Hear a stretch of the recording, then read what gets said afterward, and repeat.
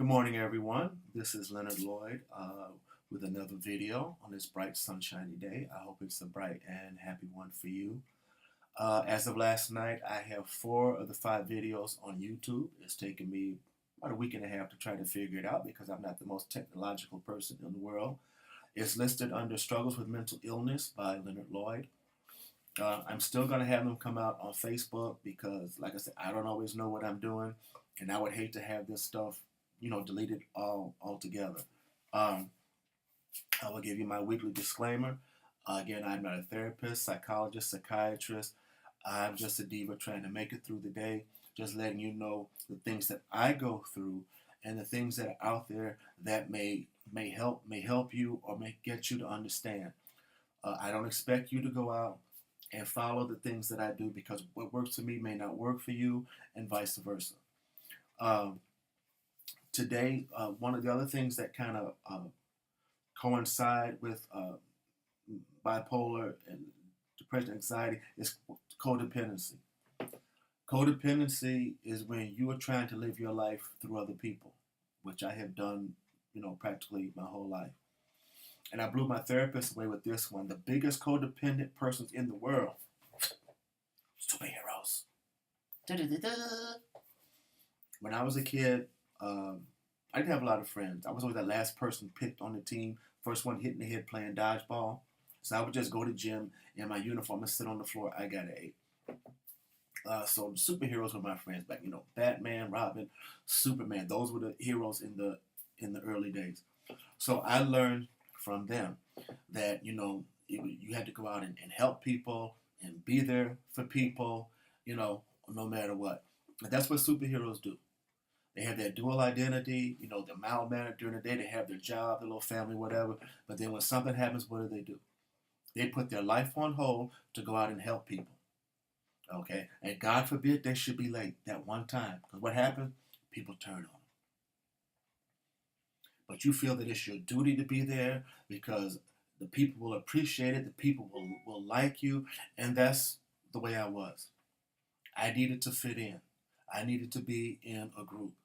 So the only way that I knew to do that was by helping people. Oh, I'll do this, I'll do that. Do you need anything? I'll do it, I'll do it, I'll do it.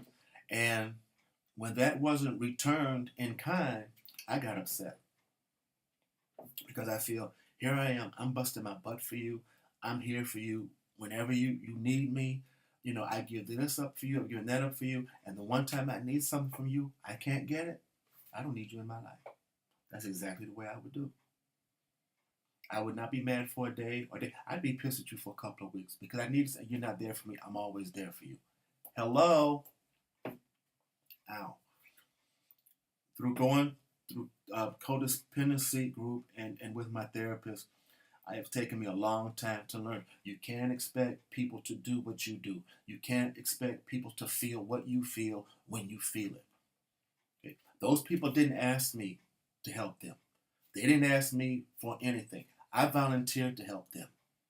So when you volunteer to help somebody, you're doing it because you want to do it because you're not looking for anything in return. But deep down I was. Because that's the only way I knew how to deal with people. And as I said before, that comes from that low self-esteem that I was always, brought up with, you're not this, you're not that, I'm disappointed. So this is the only way I knew how to try to fit in, to try to become part of somebody's life, to show people that, I have something to give. Um, Even when I was dating someone, I kind of put them, to the side a little bit. And I told them, I said, look, we just met. These people have been in my life forever, and I need to be there for them. Because if something happens with us and I turn my back on them, I have nobody. And I actually said that, and I believe that. Now, knowing that when you're in a relationship with somebody, it takes time to build that relationship. It's not like you're kicking people out. You just push them to the side a little bit so you can focus on something that's important to you and for somebody that can be there. And I didn't understand that. I am just now understanding it. And one thing that helped me is when I went to my therapist and he gave me this list. The 7 things to give up. People pleasing, doubting yourself, negative thinking, fear of failure, criticizing yourself, saying yes when you want to say no, procrastination. So far, I'm 4 out of 7. I have finally learned to say no. I have finally learned to do things for myself, be selfish to do things for myself, and I don't worry about people being upset with me anymore. You know, if you're upset, then I'm sorry, but I have to look out for myself. I am the most important person. There I go, I have to calm down. I am the most important person to myself. I'm not saying that I will never be there for you, that I will never do anything for you, but I'm not going to do it on the scale that I used to do it while I'm neglecting myself. Times I could have been out partying, or I could have gone out trying to, find somebody to date, or just sitting at home doing nothing. You know, I put everything on hold for everybody else, and that includes my family. And like I said, this is something I decided on my own. Nobody asked me to do it. I just did it. So, and I'm responsible for it, nobody else. But I've learned to stop. People have had to learn how to do on because you were doing on your own before I came into your life. You're going to have to do on your own after I leave this life. Because, I would get real cocky and arrogant. Well, nobody can do it like I do it. If I don't do it, it's not going to get done. And I don't want anybody coming up behind me half doing it. It's just being grandiose, it's being arrogant, and it's being a smart ass. But all of that starts whirling and twirling up here, and you don't realize it. I didn't realize it until I went to therapy and I went to group. A year and a half ago, my life was therapist on Thursday, codependency group on Friday, bipolar group on Saturday, shrink once a month. Okay?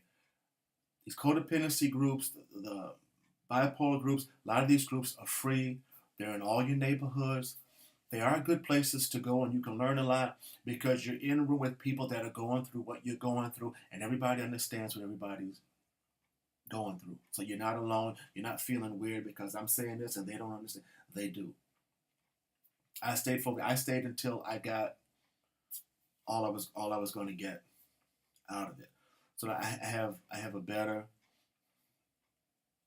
understanding of what I'm doing and how I'm doing it. See, I forgot, the memory is going again. I've forgotten what I'm going to say. Oh yeah. One thing with the videos, I don't know if I said it already. The videos are now on YouTube. The 3 out of the 5 videos are on YouTube under Struggles with Mental Illness by Leonard Lloyd. I really can't remember if I said this at the beginning. The videos are really taking off.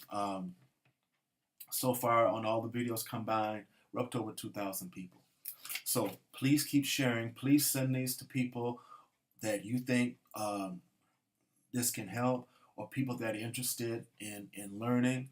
As usual, if you need help, go out and seek it. If you need someone to talk to, find that special person that you can talk to.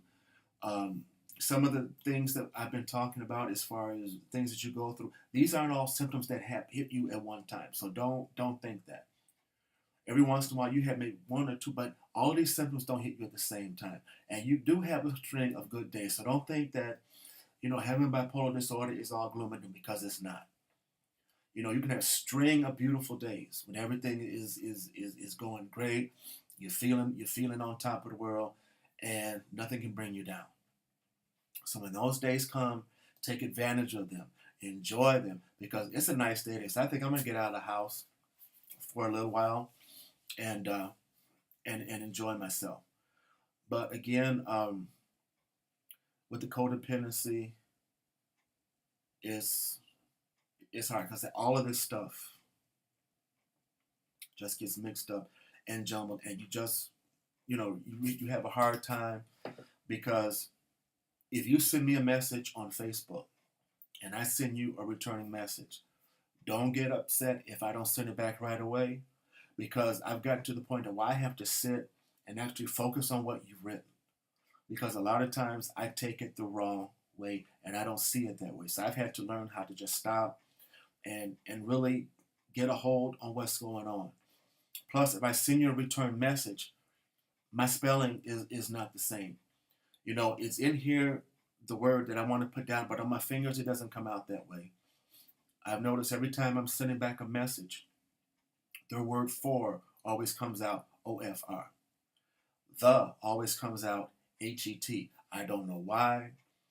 It just does. Or if I put an extra letter somewhere and think I'm hitting a delete button, I'm hitting some other button that's sending out stuff all across the thing. So it may take me 2 or 3 minutes to get the message together like I want to send out. And even then, there may still be some kind of grammatical errors in there. And sometimes I have to get away because I get so upset and I get so frustrated because I'm trying to focus and I'm trying to concentrate and it's just not going on. So bear with me with that. Um, there are some other things that I would like to talk about in the next video having to do with hypersexuality. Again, all of these things come in with the low self-esteem, the depression, the anxiety, and all of this stuff. To me, it kind of feeds into the bipolar, and it just adds so much stress to me. You know, I'm not perfect. I'm not trying to be perfect. I'm just trying to find a comfort level where I can be stable for as long as I can be and be as happy for as long as I can be. As always, thank you for letting me spend some time with you. Thank you for the encouragement. Thank you for the compliments. And remember to continue to share so we can keep the conversation going. Thanks again, and I'll see you next time.